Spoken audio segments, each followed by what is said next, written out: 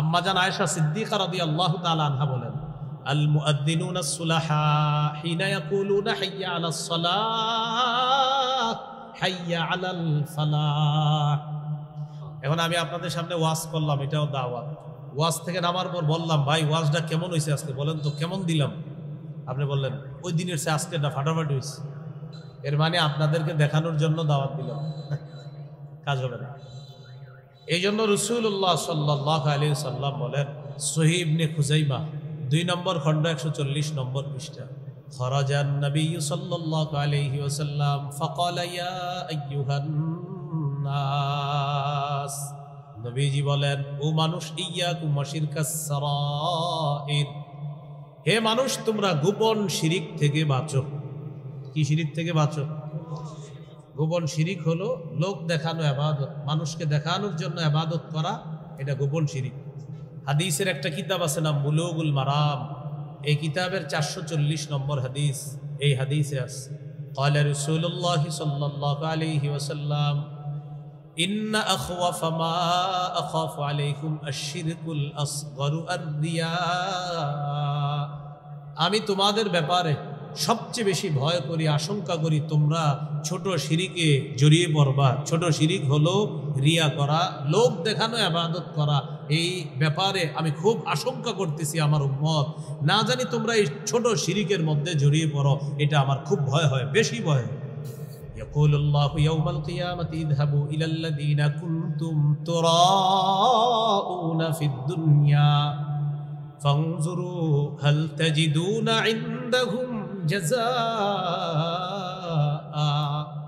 যারা লোক দেখানো ইবাদত দুনিয়াতে করছে, কিয়ামতের ময়দানে আল্লাহ তাদেরকে বলবেন, যাও যাদেরকে দেখানোর জন্য দুনিয়াতে ইবাদত করতা তাদের কাছে যাও, গিয়ে দেখো কোনো প্রতিদান পাও কিনা। তোমরা তো তাদেরকে দেখানোর জন্য করেছিলা, যাও তাদের কাছে প্রতিদান তালাশ করো। বলি নাউজুবিল্লাহ। তাহলে দাওয়াত দিতে হবে একমাত্র কার জন্য? দাওয়াত এটা একটা ইবাদত, এই ইবাদত করতে হবে শুধুমাত্র আল্লাহর জন্য। ইন্নাদ দীনাল মারদিয়া ইনদাল্লাহি হুয়াল ইসলাম। তাফসীরে জালালাইনে ব্যাখ্যা আসছে, ইন্নাদ দীনা মানে ইন্নাদ দীনাল মারদিয়া, মনোভূত পছন্দনীয় ধর্ম আল্লাহর কাছে হুয়াল ইসলাম, ইসলাম। তো ইসলামের যত বিধিবিধান আছে, এই বিধিবিধানের প্রতি আহ্বান করা মানে দাওয়াত। এই দাওয়াতের এটাই হলো বিষয়বস্তু। সংক্ষিপ্তভাবে আল্লাহ তাআলা আমাদেরকেও দাওয়াত দিচ্ছেন। সূরা নিসা 136 নম্বর আয়াতে আল্লাহ বলেন, ইয়া আইয়ুহাল্লাযীনা আমানু আমিনু বিল্লাহ ওয়া রাসূলিহি ওয়াল কিতাবিল্লাযী নাযালা আলা রাসূলিহি ওয়াল কিতাবিল্লাযী আনজালা মিন ক্বাব, হে ঈমানদারগণ, তোমরা ঈমান আনো, বিশ্বাস স্থাপন করো আল্লাহর প্রতি, রাসূলের প্রতি, ওয়াল কিতাবিল্লাযী নাযালা আলা রাসূলিহি, এবং ওই কিতাবের প্রতি যে কিতাব আল্লাহ তাআলা তার রাসূলের উপর নাজিল করেছেন তথা কোরআন, ওয়াল কিতাবিল্লাযী আনজালা মিন ক্বাব, এবং কোরআনের পূর্বে যত কিতাব আল্লাহ নাজিল করেছেন এগুলোর প্রতি বিশ্বাস স্থাপন করো। ওয়া মান ইয়াকফুর বিল্লাহ ওয়া মালাইকাতিহি ওয়া কুতুবিহি ওয়া রুসুলিহি ওয়াল ইয়াউমিল আখিরি ফাকাদ যাল্লা যালালাম বাঈদা, যে ব্যক্তি আল্লাহকে অস্বীকার করবে, ফেরেশতাদেরকে অস্বীকার করবে, আল্লাহর রাসূলদেরকে অস্বীকার করবে, আল্লাহর কিতাবগুলা অস্বীকার করবে, যে আখিরাতকে যে অস্বীকার করবে সে পথভ্রষ্ট হয়ে যাবে। বলি নাউজুবিল্লাহ। আল্লাহ বললেন, ঈমান আনো আল্লাহর প্রতি, রাসূলের প্রতি, কোরআনের প্রতি, কোরআনের পূর্বে যা নাজিল করেছেন আল্লাহ, এগুলোর প্রতি ঈমান আনো। এই হলো সংক্ষিপ্তভাবে আল্লাহ তাআলা দাওয়াত দিলেন। কিন্তু এই কথাগুলা গবেষণা করলে দাওয়াতের ব্যাপক বিস্তৃত অর্থ চলে আসে। আল্লাহর প্রতি বিশ্বাস, রাসূলের প্রতি বিশ্বাস, কোরআনের প্রতি বিশ্বাস মানে পুরা কোরআন। তো পুরা কোরআনে তো দাওয়াতে ভরপুর। আর কোরআন বিশ্বাস করা মানে কোরআনের নির্দেশ মোতাবেক হাদিস বিশ্বাস করা, হাদিসে দাওয়াত, ভুরি ভুরি দাওয়াতের কথা। তো এখানে আল্লাহ তাআলা আমাদেরকে দাওয়াত দিলেন, এই হলো দাওয়াতের বিষয়বস্তু। 3 নম্বর, দাওয়াতের উদ্দেশ্য আল্লাহর সন্তুষ্টি অর্জন করা। দাওয়াতের উদ্দেশ্য আল্লাহর সন্তুষ্টি অর্জন করা। সূরা আনআমের 162 নম্বর আয়াতে আল্লাহ বলেন, কুল ইন্না সলাতি ওয়া নুসুকি ওয়া মাহইয়ায়া ওয়া মামাতি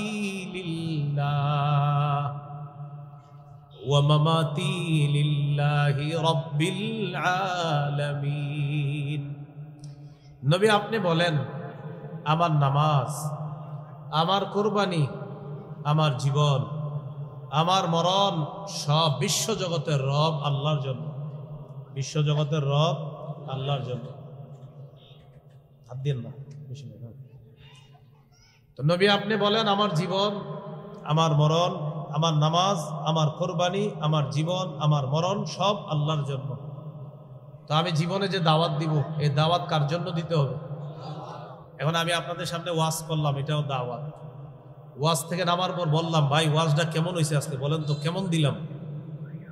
আপনি বললেন ওই দিনের চেয়ে আজকেটা ফাটাফাটি হয়েছে। এর মানে আপনাদেরকে দেখানোর জন্য দাওয়াত দিলাম, কাজ হবে না। এই জন্য রাসূলুল্লাহ সাল্লাল্লাহু আলাইহি সাল্লাম বলেন, সহিহ ইবনে খুজাইমা 2 নম্বর খণ্ড 140 নম্বর পৃষ্ঠা, খরাজান নবী সাল্লাল্লাহু আলাইহি ওয়াসাল্লাম ফাকালা ইয়া আইয়ুহান নাস। নবীজি বলেন, ও মানুষ, ইয়াকুম ওয়াশিরকাস সারাইর, হে মানুষ তোমরা গোপন শিরিক থেকে বাঁচো। কি শিরিক থেকে বাঁচো? গোপন শিরিক হলো লোক দেখানো ইবাদত, মানুষকে দেখানোর জন্য ইবাদত করা, এটা গোপন শিরিক। হাদিসের একটা কিতাব আছে নাম বুলুগুল মারাম, এই কিতাবের 440 নম্বর হাদিস, এই হাদিসে আছে, قال رسول الله صلى الله عليه وسلم إن أخوف ما أخاف عليكم الشرك الأصغر الرياء। আমি তোমাদের ব্যাপারে সবচেয়ে বেশি ভয় করি, আশঙ্কা করি তোমরা ছোট শিরিকে জড়িয়ে পড়বা। ছোট শিরিক হলো রিয়া করা, লোক দেখানো ইবাদত করা। এই ব্যাপারে আমি খুব আশঙ্কা করতেছি আমার উম্মত, না জানি তোমরা এই ছোট শিরিকের মধ্যে জড়িয়ে পড়ো, এটা আমার খুব ভয় হয়, বেশি ভয় হয়। ইয়াকুলুল্লাহু ইয়াউমাল কিয়ামাতি ইযহাবু ইলাল্লাযীনা কুনতুম তুরাউনা ফিদ দুনিয়া ফানজুরু হাল তাজিদুনা ইনদাহুম জাযাআ। যারা লোক দেখানো ইবাদত দুনিয়াতে করছে, কিয়ামতের ময়দানে আল্লাহ তাদেরকে বলবেন, যাও যাদেরকে দেখানোর জন্য দুনিয়াতে ইবাদত করতা তাদের কাছে যাও, গিয়ে দেখো কোনো প্রতিদান পাও কিনা। তোমরা তো তাদেরকে দেখানোর জন্য করেছিলা, যাও তাদের কাছে প্রতিদান তালাশ করো। বলি নাউজুবিল্লাহ। তাহলে দাওয়াত দিতে হবে একমাত্র কার জন্য? দাওয়াত এটা একটা ইবাদত, এই ইবাদত করতে হবে শুধুমাত্র আল্লাহর জন্য। নাসাইর হাদিস 3140 নম্বর হাদিস, قال رسول الله صلى الله عليه وسلم إن الله لا يقبل من العمل إلا ما كان له خالصا। নিশ্চয় আল্লাহ তাআলা বান্দার আমল ততক্ষণ কবুল করবেন না যতক্ষণ এই কাজটা ইখলাসের সাথে না হবে। তাহলে লোক দেখানো কাজ আমরা করব না।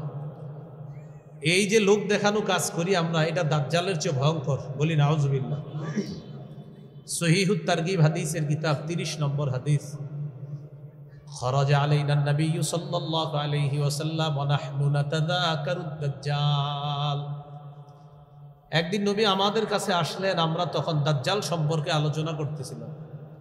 ফাকাল রাসূলুল্লাহ সাল্লাল্লাহু আলাইহি ওয়াসাল্লাম আলা উখবিরুকুম বিমা হুয়া আখওয়াফু আলাইকুম ইনদি মিনাল মাসীহিদ দাজ্জাল।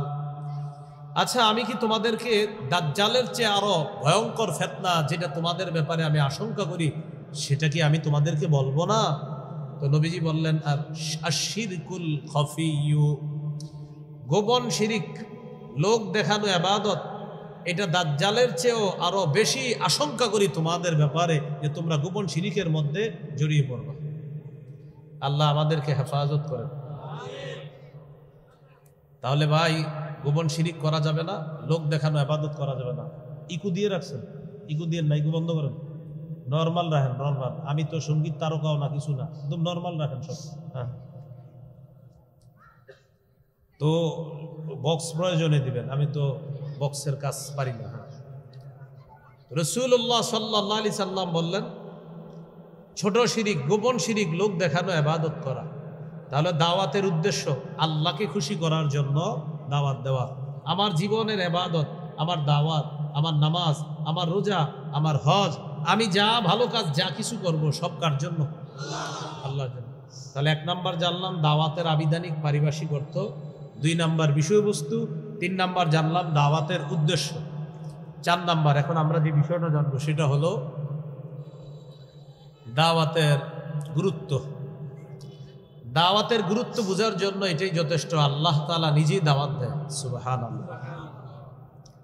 সূরা ইউনূসের 25 নম্বর আয়াতে আল্লাহ বলেন, ওয়াল্লাহু ইয়াদউ ইলা দারিস সালাম। আল্লাহ শান্তির ঘরের দিকে দাওয়াত দেয়। অন্য আয়াতে আছে, ওয়াল্লাহু ইয়াদউ ইলাল জান্নাতি ওয়াল মাগফিরা। আল্লাহ জান্নাতের দিকে দাওয়াত দেয়, ক্ষমার দিকে দাওয়াত দেয়। চিন্তা করেন, আল্লাহ দাওয়াত দেয়, বান্দা আমি তোমাকে আহ্বান করতেছি ক্ষমার দিকে, তুমি আমার কাছে ক্ষমা চাও। আমি আহ্বান করলাম, আমি আল্লাহর কাছে ক্ষমা চাও, আমি আল্লাহ তোমাকে মাফ করে দিব। তাহলে বলেন আল্লাহর কাছে ক্ষমা চাবো, এই দাওয়াতটা আমাদেরকে কে দিতেছে? জান্নাতের দাওয়াত, ক্ষমার দাওয়াত আল্লাহ দিতেছে। গুরুত্ব বুঝার জন্য যথেষ্ট। সূরা ইউসুফের 108 নম্বর আয়াতে আল্লাহ বলেন, কুল হাদিহি সাবিলি আদউ ইলাল্লাহ আলা বাসীরাতিন আনা ওয়া মানিত্তাবাআনি। নবী আপনি বলেন এটাই আমার রাস্তা। আদউ ইলাল্লাহ, নবী বলেন এটা আমার রাস্তা। আদউ ইলাল্লাহ আলা বাসীরাতিন আনা ওয়া মানিত্তাবাআনি, সুস্পষ্ট প্রমাণ সহকারে আমি এবং আমার অনুসারী। আমি নবীজি বললেন, নবী বলতেছে আমি আর আমার অনুসারী, আমি আপনি আমরা আমার অনুসারীরা সুস্পষ্ট প্রমাণ সহকারে আল্লাহর দিকে আহ্বান করি। তাহলে আল্লাহ দাওয়াত দেন, নবী দাওয়াত দেন, নবীর অনুসারী যারা তারাও কি করে? দাওয়াত দেন। আর একটা দলিল দেখেন, আপনাদের যাদের টাকা পয়সা আছে খরচ করলেন না, قال رسول الله صلى الله عليه وسلم مثل الذي يتعلم العلم ثم لا يحدث به كمثل الذي يكنز الكنز ثم لا ينفق منه। যে ব্যক্তিকে আল্লাহ ইলম দান করেছে, এই ব্যক্তি যদি ইলম অন্যের কাছে না পৌঁছায়, সে যদি ইলম বিতরণ না করে, এটাও দাওয়াত। অন্যের কাছে পৌঁছিয়ে দেওয়া, আমি যা জানলাম সব পৌঁছাবো, এটা বর্ণনা করবো, এটা দাওয়াত। তো যে এলেম শিখলো আর সে এটা অন্যকে বলল না, সে ওই ব্যক্তির মতো যে সম্পদ সঞ্চয় করলো কিন্তু খরচ করলো না। মাসালুল্লাযী ইয়াতাআল্লামুল ইলমা সুম্মা লা ইউহাদ্দিসু বিহি কামাসালিল্লাযী ইয়াকনিজুল কানজা সুম্মা লা ইউনফিকু বিহি। নবী বলেন, যেই ব্যক্তি এলেম অর্জন করে, করার পর ওই এলেম অন্যের কাছে বলে না, সে ওই ব্যক্তির মতো যেই ব্যক্তি সম্পদ সঞ্চয় করে কিন্তু খরচ করে না। এলেম শিখছেন, কিছু শিখছেন, আরেকজনকে বললেন না, দাওয়াত দিলেন না, আপনি ওই ব্যক্তির মতো যে সম্পদ সঞ্চয় করলো কিন্তু খরচ করলো না। তাহলে দাওয়াত দিতে হবে। আল্লাহ আমাদের সকলকে দাওয়াতের কাজ করার তৌফিক দান করেন। 5 নাম্বার আলোচনা, দাওয়াতের পদ্ধতি। কয় পদ্ধতিতে দাওয়াত দিব আমরা? দাওয়াতের 1 নম্বর পদ্ধতি কৌশলে দাওয়াত দেওয়া। ভাই কিভাবে দাওয়াত দেওয়া? সূরা নাহলের 125 নম্বর আয়াতে আল্লাহ বলেন, 14 পারার 20 নম্বর পৃষ্ঠা, আল্লাহ তাআলা বলেন, উদউ ইলা সাবিলি রাব্বিকা বিল হিকমাতি ওয়াল মাউইযাতিল হাসানা ওয়াজাদিলহুম বিল্লাতী হিয়া আহসান। নবী আপনি আপনার রবের পথে দাওয়াত দেন, বিল হিকমা কৌশলের সাথে, ওয়াল মাউইযাতিল হাসানা উত্তম ওয়াজের মাধ্যমে আপনি আপনার রবের রাস্তায় দাওয়াত দেন। কৌশলের সাথে আপনি আপনার রবের রাস্তায় দাওয়াত দেন। আর হলো উত্তম ওয়াজের মাধ্যমে আপনি আপনার রবের রাস্তায় দাওয়াত দেন। ওয়াজাদিলহুম বিল্লাতী হিয়া আহসান, উত্তম পন্থায় বাতিলদের সাথে আপনি মোকাবেলা করেন। তাহলে এখান থেকে শিখলাম কৌশলে দাওয়াত দেওয়া। কিভাবে দাওয়াত দেওয়া? কৌশলে। 2 নাম্বার, নরম ভাষায় দাওয়াত দেওয়া। ভাই কিভাবে দাওয়াত দেওয়া? নরম ভাষায় দাওয়াত দেওয়া। সূরা তাহা 42 থেকে 44 নম্বর আয়াতে আল্লাহ বলেন, মুসা আলাইহিস সালাতু ওয়াস সালাম আর হারুন আলাইহিস সালাতু ওয়াস সালাম, এই 2 নবীকে আল্লাহ বললেন, যান ফেরাউনের কাছে যান। ইযহাব আনতা ওয়া আখুকা বিআয়াতি ওয়ালা তানিয়া ফি যিকরি, আপনি আর আপনার ভাই আমার আয়াতগুলা নিয়ে ফেরাউনের কাছে যান। ওয়ালা তানিয়া ফি যিকরি, আমাকে স্মরণ করার ক্ষেত্রে অলসতা করবেন না। আপনি আর আপনার ভাই আমার আয়াতগুলা নিয়ে যান, আমার নিদর্শন নিয়ে যান, আমাকে স্মরণ করার ক্ষেত্রে অলসতা করবেন না। ইযহাবা ইলা ফিরআউনা ইন্নাহু তাগা, আপনারা দুজন ফেরাউনের কাছে যান, সে নাফরমানি করেছে, সীমালঙ্ঘন করেছে। ফাকুলা লাহু কাওলাল লাইয়িনান লাআল্লাহু ইয়াতাযাক্কারু আও ইয়াখশা, আপনারা দুইজন নরম কথা বলবেন, নরম ভাষায় দাওয়াত দিবেন। লাআল্লাহু ইয়াতাযাক্কারু আও ইয়াখশা, হতে পারে সে উপদেশ গ্রহণ করবে অথবা ভয় করবে, হতে পারে সে উপদেশ গ্রহণ করবে অথবা ভয় করবে। আপনারা দুইজন গিয়ে নরম ভাষায় দাওয়াত দেন। এখান থেকে কি শিখলাম? 1 নাম্বার কৌশলে দাওয়াত দেওয়া, 2 নাম্বার দাওয়াতের ভাষা হবে নরম। দাওয়াতের ভাষা কি হবে? ভাই নামাজে চলেন। এই আপনি এত পেট পেট করেন কা? ভাই আসেন না, আপনি এত জ্বালায়েন না তো আপনি বাস ভাই 10 মিনিট পরে আসি আপনার কাছে। আচ্ছা ঠিক আছে আসেন, যান 10 মিনিট পরে গিয়ে বললেন ভাই নামাজে চলেন। আচ্ছা আপনি এত জ্বালাইতেছেন কা? 1 ঘন্টা পরে আসেন, যান 1 ঘন্টা পরে আবার যাবেন, ভাই নামাজে চলেন। সে আপনাকে বারবার এইভাবে বলবে, আর আপনি নরম ভাষায় বারবার বলবেন নামাজের কথা। এইভাবে নরম ভাষায় দাওয়াত দেওয়া। তাহলে কৌশলের সাথে দাওয়াত দেওয়া, নরম ভাষায় দাওয়াত দেওয়া।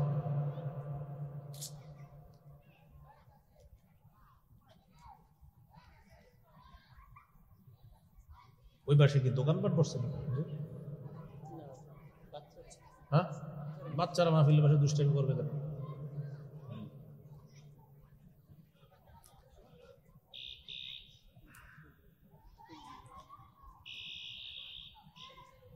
তো 1 নাম্বার কৌশলের সাথে দাওয়াত দেওয়া, 2 নাম্বার নরম ভাষায় দাওয়াত দেওয়া।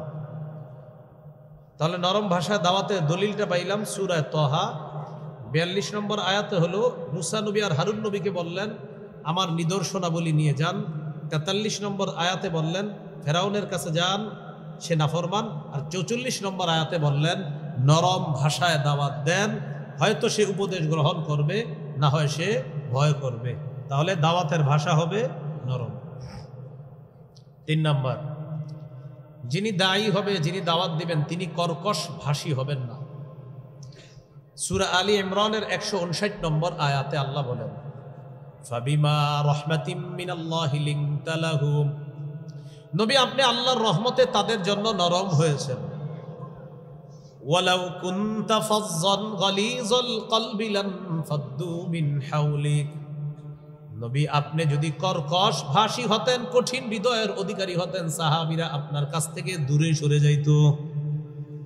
নবী আপনি আল্লাহর রহমতে নরম হয়েছেন, আপনি যদি কর্কশ ভাষী হতেন আর আপনি যদি কঠিন হৃদয়ের অধিকারী হতেন, সাহাবীরা আপনার কাছ থেকে দূরে সরে যাইত।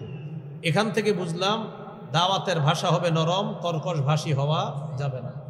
তবে বলেন সবাই, তবে সবাই বলেন তবে মুনাফিকদের বিরুদ্ধে, জালেমের বিরুদ্ধে কিছু বলার সময় কঠোর ভাষা প্রয়োগ করা, কঠোর ভাষা ব্যবহার করা দোষণীয় নয়, প্রশংসনীয়।